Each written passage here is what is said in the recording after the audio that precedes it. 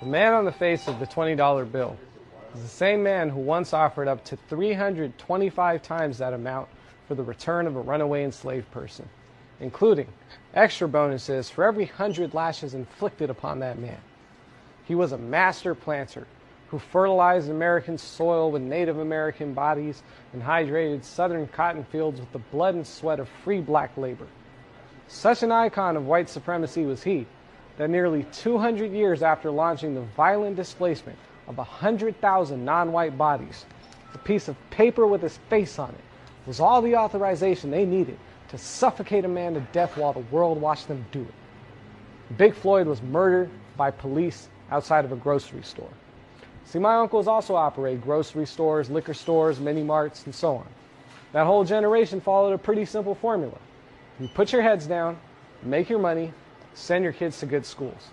See, what that actually meant was, put your heads down and don't think about why this formula works out for you but doesn't always work out for everyone else.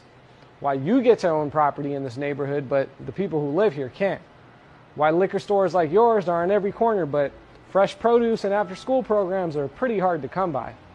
And definitely don't consider a centuries-long history in this nation that includes slavery, legalized segregation, a made-up war on drugs, criminalization of black and brown bodies, immunity for police officers when they commit crimes, and that's just to name a few.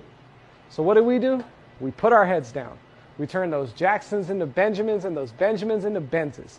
We became well-educated, well-to-do, and, well, accommodating. We complied with the status quo that keeps telling us that we're almost there, but just not quite them enough until we shed every last remnant of our heritage, except, of course, for the ones that can be exploited for a diversity initiative or sold for profit. And in the meantime, we got all our music, culture, fashion, sports heroes from a community of people without ever having to reckon with the fact that we have been complicit in the violence against their very existence all along. We kept our heads down, now the joke's on us. We abandoned our homelands and everything we knew to escape poverty, to escape violent conditions, to escape systemic oppression. And this whole time, we remained silent while we watched those very same things happen to a group of people who are just slightly different from ourselves. We no longer have time to keep our heads down. Not now, not ever again. Listen to and learn from black voices. Donate your time and your money to black-led organizations and black causes.